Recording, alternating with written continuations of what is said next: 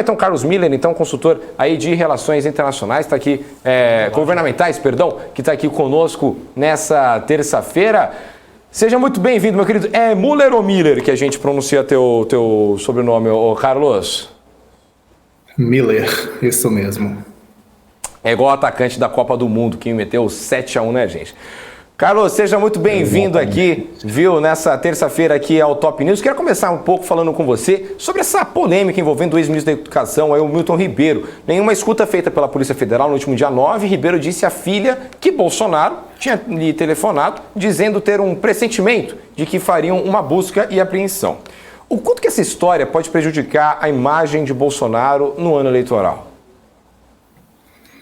Bem, é um caso bem preocupante, como aí os nossos ouvintes e os que acompanham pelo vídeo do YouTube devem saber, houve aí uma investigação acerca da participação de pastores na intermediação do repasse de recursos federais a estados e municípios. Esses pastores influenciavam as decisões lá no Fundo Nacional de Desenvolvimento da Educação, fazendo com que algumas prefeituras, alguns governos estaduais fossem priorizados no repasse dessas verbas, né? Então, basicamente, quem tinha contato aí com esses pastores, que pagava propina a esses pastores, teria o seu recurso liberado mais rapidamente pelo FNDE.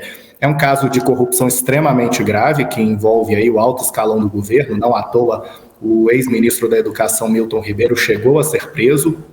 E, de fato, isso pode afetar eleitoralmente o presidente Jair Bolsonaro, haja vista ele ter sido eleito e ter feito todas as suas campanhas e estar iniciando uma nova campanha com base no pilar do combate à corrupção. O presidente Jair Bolsonaro sempre foi extremamente crítico aos governos petistas e demais governos anteriores, por causa de casos de corrupção. Então, não é um fato bom para ele, um de seus ministros, ter sido preso por suposta participação em um esquema de corrupção envolvendo o repasse de verbas de um setor extremamente importante, qual seja a educação. De qualquer forma, o presidente Jair Bolsonaro tem um eleitorado bem consolidado e que tem, muitas vezes, demonstrado um apoio quase incondicional a ele.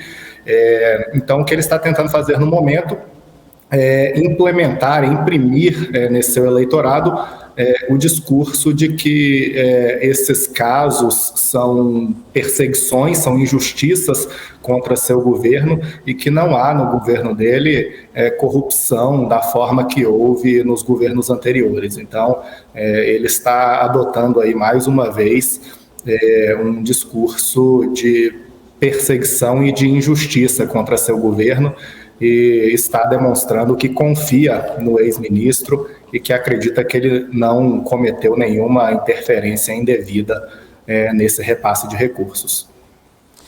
Agora, Carlos, não podia ter vindo em pior momento essa nova situação aí para o presidente Jair Bolsonaro, né? Agora, só para a gente relembrar apenas um fato, né? Se a gente for buscar lá quando houve toda aquela confusão envolvendo o até então ministro, o ministro, me fugiu o nome aqui, Qual? Juiz Sérgio Moro. Sérgio Moro. Pô, ministro um pouco importante, Bruno. Pois é, né? Então, e que acabou tendo toda aquela confusão e que deixou o Ministério aí da Justiça, né? E uma confusão também que envolveu a Polícia Federal aí na ocasião, e que o presidente conseguiu, de certo modo, sair aí dessa situação aí, sem grandes danos, né? Dá para fazer algum tipo de comparativo com essa situação agora, que a gente também tem aí agora um outro ministério, mas que também envolve Polícia Federal? Quer dizer, o presidente aí tem forças aí para resistir a mais esse tipo aí de escândalo? Bem, é um caso que podemos dizer semelhante. Naquela ocasião, o ministro Sérgio Moro, quando deixou o governo, disse que houve uma interferência indevida do presidente Jair Bolsonaro na Polícia Federal. O presidente estava pressionando ele pela troca do diretor-geral do Departamento de Polícia Federal. No entanto, o juiz Sérgio Moro não conseguiu apresentar àquela época indícios palpáveis e concretos de uma intervenção. O presidente justificou que discordava das posições adotadas pelo diretor-geral e que queria alguém mais capacitado no lugar. Ele, à época, havia indicado o Ramagem, né, que era diretor-geral da ABIN, que era um parceiro aí de longa data dele e de seus filhos, só que não houve nenhuma comprovação de interferência concreta que tenha afetado alguma investigação, e a Polícia Federal chegou, naquela oportunidade, a realizar um procedimento de investigação interno e não constatou nenhuma interferência concreta. Também houve a abertura de um inquérito no âmbito do Supremo Tribunal Federal, que não chegou a nenhum lugar que pudesse prejudicar o presidente Jair Bolsonaro. Agora, mais uma vez, com essa suposta denúncia de interferência, esse caso foi comunicado ao STF, que pode decidir por abrir, como está fazendo aí nos últimos anos, um novo inquérito para apurar essas supostas interferências.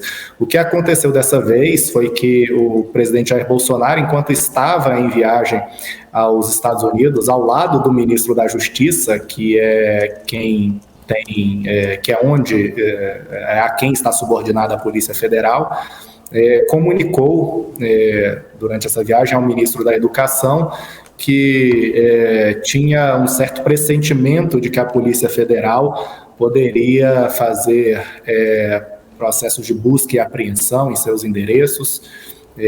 Então, aí fica o questionamento: como que o presidente ficou sabendo dessa suposta atividade de busca e apreensão? Quem contou a ele? Essa informação chegou ao ministro da Justiça e o ministro da Justiça repassou isso a ele.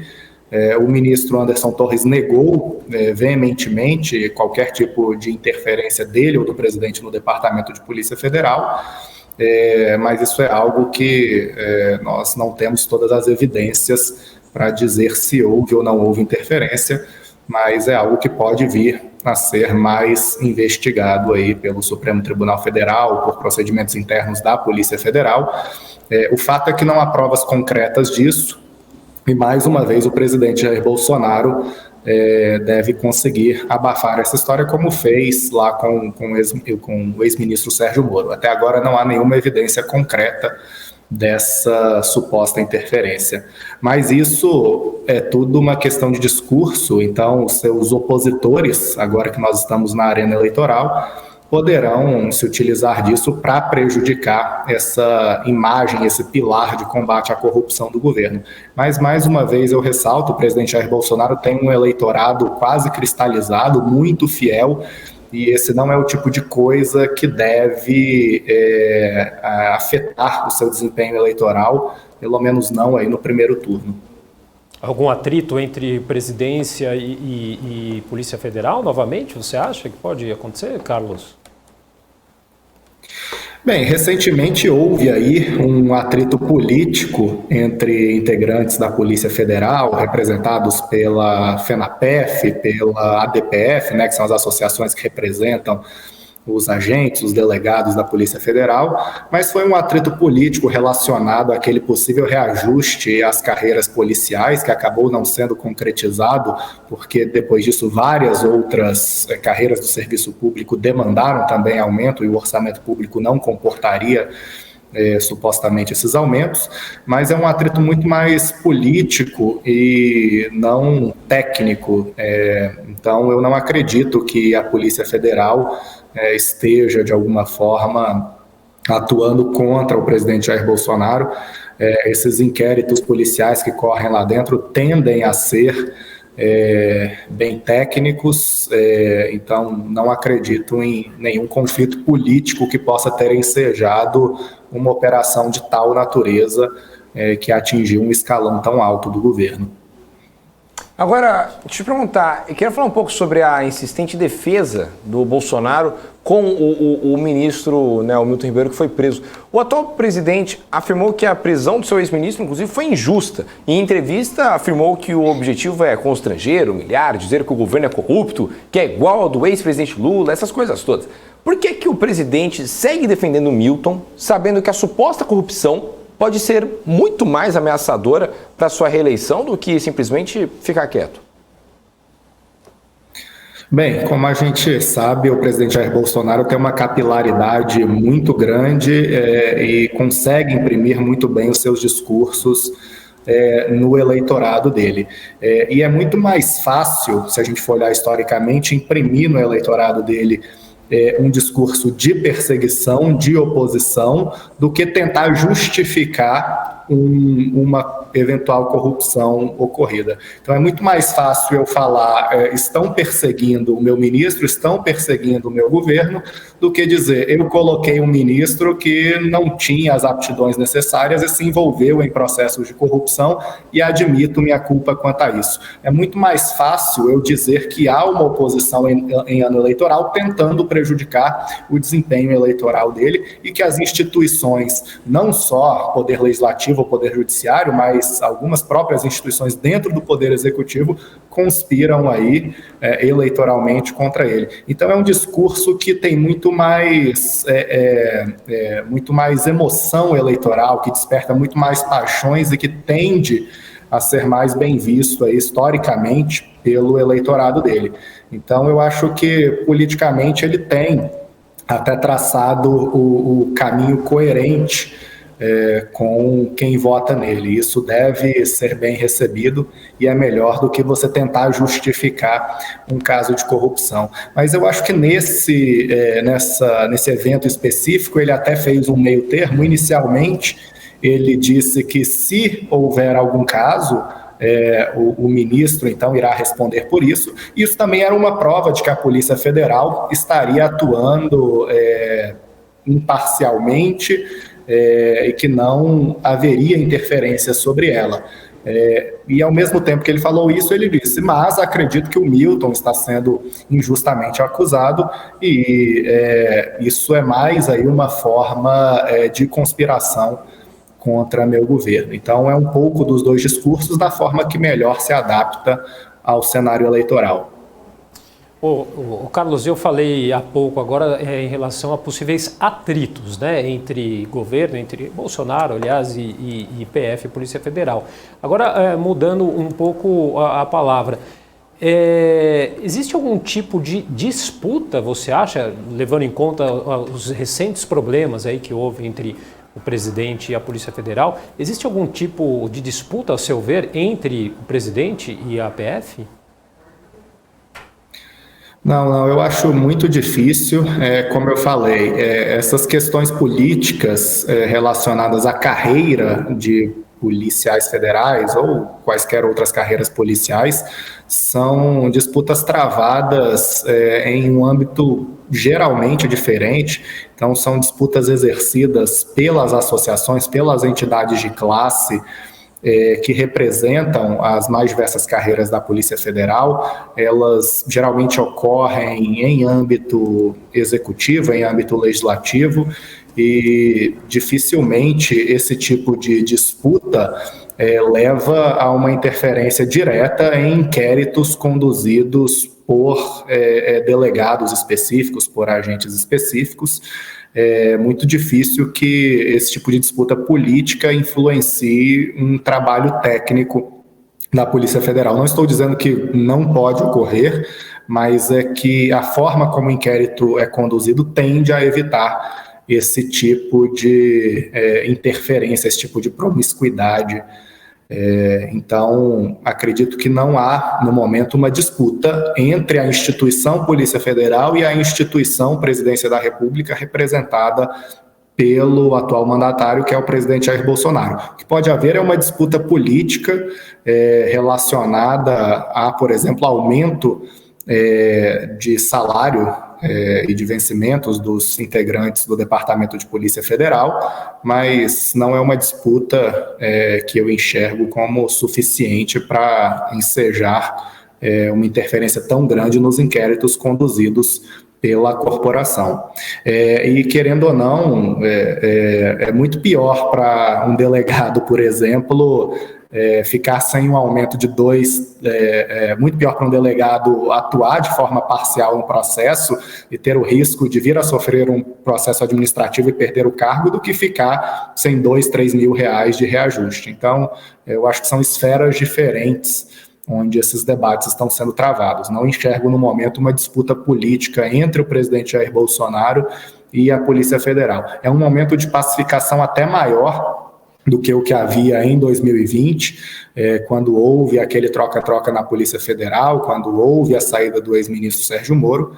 No momento, estamos em uma maior pacificação. O ministro Anderson Torres é muito mais próximo do presidente Jair Bolsonaro, e nós não estamos vendo tantos atritos agora como já houve aí num passado recente. As eleições de 2022, né, sobre a Simone Tebet, porque a Wikipédia bloqueou o acesso de uma assessora da senadora Simone Tebet após a tentativa de edição do perfil da pré-candidata para retirar assuntos polêmicos. A assessora tentou excluir que Tebet defende no Senado um projeto que suspende as demarcações de terras indígenas e prevê a indenização a fazendeiros. Também tentou omitir o nome do marido da senadora, Eduardo Rocha, que atuou numa CPI estadual contra o Conselho Indigenista Missionário, ligado à CNBB. Segundo o site, as informações têm fontes confiáveis e a intervenção da assessora indicava, então, um conflito de interesses. O que isso diz sobre o conflito de interesses de defesa de Tebet, né, Carlos? O que significa para a imagem dela, né, isso tudo? Isso pode pegar mal, de fato? Bem, de fato ocorreu esse episódio, né? Uma assessora da senadora tentou alterar a página da Wikipédia para tirar uma referência ao projeto de lei do Senado 494 de 2015, que foi um projeto apresentado pela senadora há alguns anos atrás. Esse projeto suspendia eventuais processos de demarcação ocorridos aí, que estivessem ocorrendo sobre terras em relação às quais não houvesse nenhum estudo antropológico de órgão federal que comprovasse ali a necessidade de demarcação da terra indígena. Então, se houvesse algum conflito indígena em relação àquela terra e não houvesse nenhum estudo antropológico de órgão federal responsável pelo tema, não poderia ser dado, então, início ao processo de demarcação.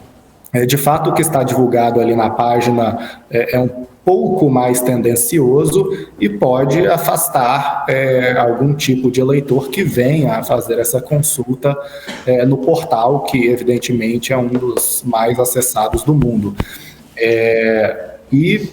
Mas eu não acredito que essa tentativa de exclusão, a divulgação dessa tentativa de exclusão, ou mesmo a defesa de tal tema, afastará tantos eleitores aí da senadora, porque a campanha está se iniciando agora, formalmente ela começa só em agosto, e você tem muitas oportunidades de divulgação e de construção do seu nome.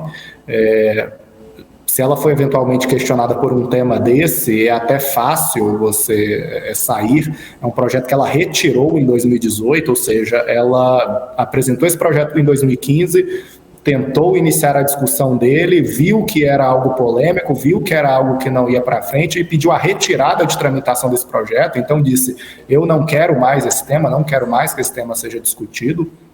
Então não vejo como algo que a prejudicará muito na arena eleitoral.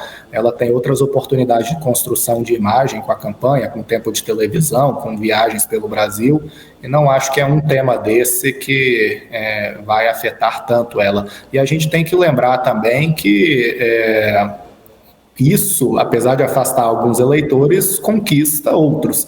Ela sempre teve uma base forte aí do agronegócio, né? Ela é oriunda do Mato Grosso do Sul, e é um estado com muitas questões e conflitos fundiários, e isso naturalmente apoiar, em certa medida, o agronegócio.